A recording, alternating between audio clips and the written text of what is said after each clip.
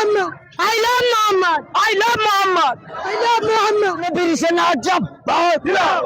নবীর জন্য জান দিতে পারি ইনশাআল্লাহ। উত্তরপ্রদেশে আই লাভ মোহাম্মদ লেখার জন্য 25 জনকে গ্রেফতার করা হয়েছিল। তারই প্রতিবাদে আজ কিন্তু ভাঙড় কাঠালিয়া থেকে ঘটকপুকুর পর্যন্ত একটি শান্তিপূর্ণ প্রতিবাদ মিছিল করছেন মুসলিম সম্প্রদায়ের মানুষের।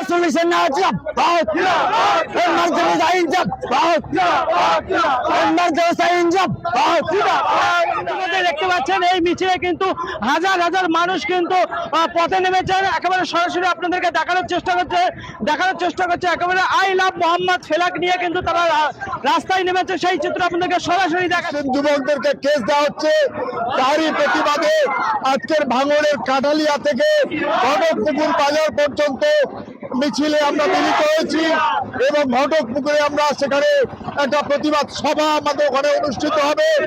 আমরা মনে করি এবং বিশ্বাস করি মুসলমানদেরকে সন্তুষ্ট করার জন্য, মুসলমানদেরকে যে তাদের যে তাহাজ্জুদ তামাদ্দুন সমস্ত কিছু কেড়ে নেওয়ার জন্য, মুসলমানদের জীবন আকীদাকে নষ্ট করার জন্য বিজেপি আরএসএস তারা এইভাবে সন্তুষ্ট করার চেষ্টা করছে। কিন্তু আমরা কারোর দয়ায় ভারতবর্ষে বসবাস করি না।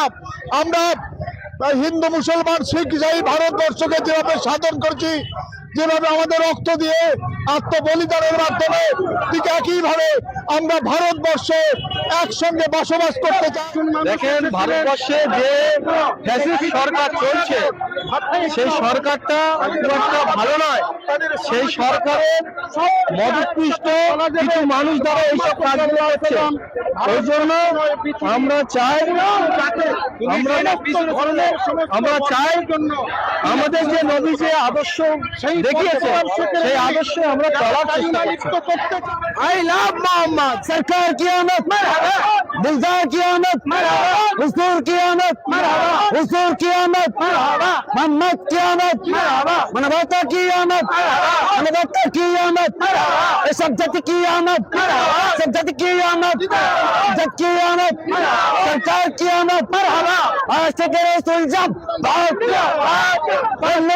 সেখানে আরএসএস বিজেপি যেভাবে মুসলমানদের উপরে সন্ত্রাস নামিয়েছে, যেভাবে অত্যাচার এবং নিপীড়ন করছে এবং নবী করিম সাল্লাল্লাহু আলাইহি সাল্লামের যে সমর্থনে যে বিভিন্ন মিছিল, বিভিন্ন পথসভা বা বিভিন্ন রকম ভাবে আলোচনা সভা, সেখানে এফআইআর, সেখানে ধরপাকড়, সেখানে অত্যাচার, যেখানে এফআইআর, এই সমস্ত কিছুর প্রতিবাদে আজকের এই মিছিল।